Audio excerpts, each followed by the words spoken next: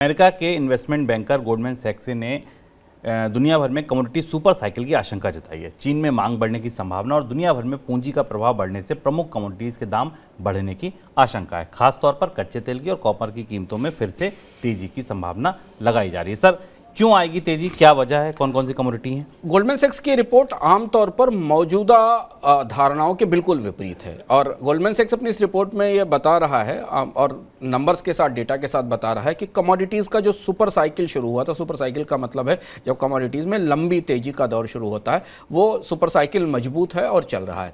जबकि हम तात्कालिक तौर पर रोज देखते हैं कि मंदी की आशंकाओं के कारण कच्चे तेल की कीमतों में गिरावट आई है, कुछ कमोडिटीज़ की कीमतों में भी कमी आई है। लेकिन गोल्डमैन सैक्स का मानना है कि कई सारे ऐसे फैक्टर हैं जिन फैक्टर्स के कारण दुनिया में कमोडिटीज़ की महंगाई लंबे समय तक चल सकती है। और गोल्डमैन सैक्स का आकलन निश्चित तौर पर दुनिया के बैंकों के कान में किसी शोर की तरह जाएगा, उनके कान के लिए अच्छी खबर नहीं है। गोल्डमैन सैक्स ने जो नंबर बताए हैं उसने लंबी अवधि के लिए $15,000 पर टन के कॉपर का रेट रखा है, जो करीब करीब 8,000, 8,500, $9,000 पर टन के आसपास है।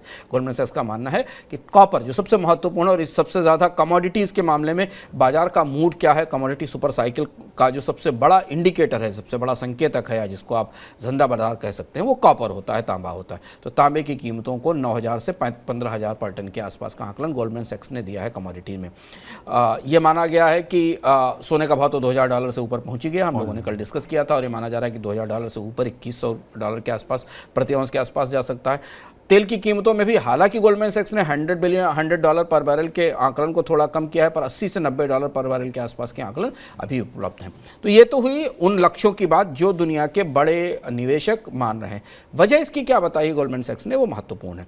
गोल्डमैन सैक्स का मानना है कि पिछले 7-8 सालों में दुनिया में कमोडिटीज़ की खोज में, उत्पादन में और माइनिंग में निवेश कम होता चला गया है, और उस निवेश की कमी के कारण जो क्षमताएं हैं वो सीमित हैं। दूसरी चीज़ ये कि कोविड के दौरान जिस तरह से दुनिया में डिस्ट्रप्शंस आए थे, कारोबार रुका था, बिक्री रुकी थी, उसके बाद कंपनियों ने अपनी मौजूदा परियोजनाओं पर निवेश और भी कम कर दिया है। बाजार ने अब मौजूदा परिस्थिति में उत्पादन और मांग और आपूर्ति के हिसाब से अपने आप को ऐसे एडजस्ट किया है जिससे कि बाजार में लगातार मांग से कम आपूर्ति रहेगी आने वाले समय में, क्योंकि क्षमताएं तैयार नहीं और नई क्षमताओं में निवेश नहीं है।